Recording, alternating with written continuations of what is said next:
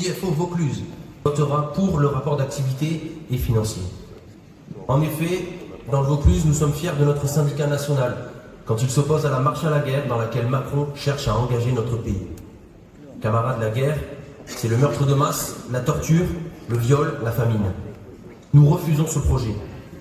La classe ouvrière n'a pas à payer le prix de la guerre, ni par l'impôt, ni par les coupes budgétaires dans nos prestations sociales, ni par la baisse de notre niveau de vie, et encore moins en acceptant de perdre nos enfants et de souffrir économiquement.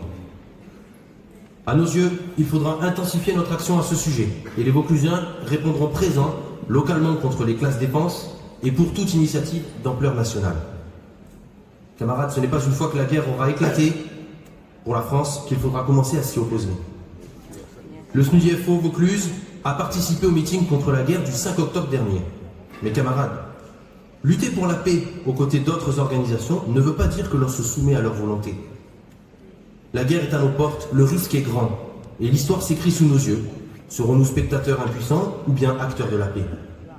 Nos résolutions nous font honneur, mais les mots justes doivent entraîner des actes forts.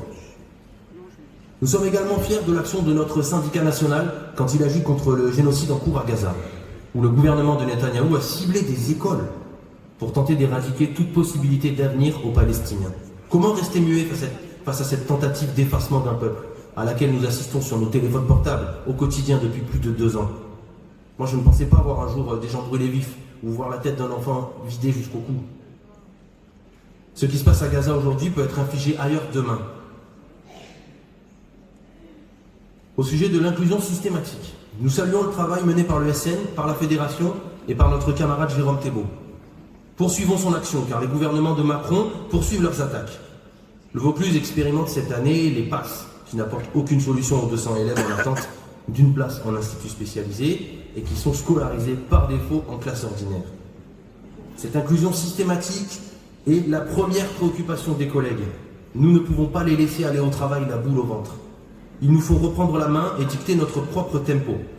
Nous demandons donc une initiative nationale sur ce sujet brûlant qui détruit des collègues, malgré l'aide que nous pouvons apporter au niveau départemental. Il nous faut un plan d'action offensif et médiatique pour stopper l'inclusion forcée et pour défendre l'enseignement spécialisé dans ce pays. La société tout entière doit prendre connaissance de ce qui se passe dans nos salles de classe. Pour des milliers de collègues dans le pays, la question des rythmes scolaires reste une préoccupation permanente. Il est inacceptable de subir des frais de déplacement, de parking ou de garde d'enfants supplémentaires parce qu'un maire en a décidé ainsi. C'est une atteinte insupportable à notre statut.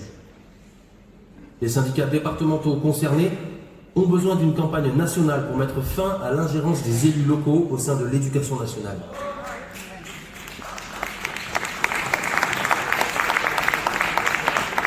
Ce combat contre la territorialisation de l'école est essentiel et servira de point d'appui contre toute nouvelle tentative d'imposer de nouveaux rythmes comme ceux proposés par la Convention citoyenne. Concernant les outils dont nous avons besoin, nous demandons à notre syndicat national de nous transmettre des documents prêts à être distribués à nos jeunes collègues, les stagiaires mais aussi ceux qui préparent le concours. Ces collègues-là et futurs collègues sont particulièrement ciblés par les autres organisations syndicales. Nous demandons aussi une amélioration de la communication numérique qui nécessitera une présence accrue dans les médias et sur nos réseaux sociaux. Il faut consacrer, à nos yeux, des moyens importants à ce pan essentiel de la communication pour faire entendre nos positions et faire en sorte qu'elles se propagent dans toute la société. Les contenus que produira le national seront autant d'appui pour nos camarades dans les départements. Enfin, concernant la grève, nous considérons comme dépassés les appels à des journées isolées qui ne servent qu'à décourager les collègues. Nous sommes satisfaits que le SN ne s'embarque pas dans ce type d'appel. Ce sabotage organisé du mouvement ouvrier doit cesser. Quand on appelle à un mouvement de grève pour gagner sur des revendications, on doit se battre jusqu'à la victoire et ne pas annoncer la fin du mouvement avant même qu'il n'ait commencé.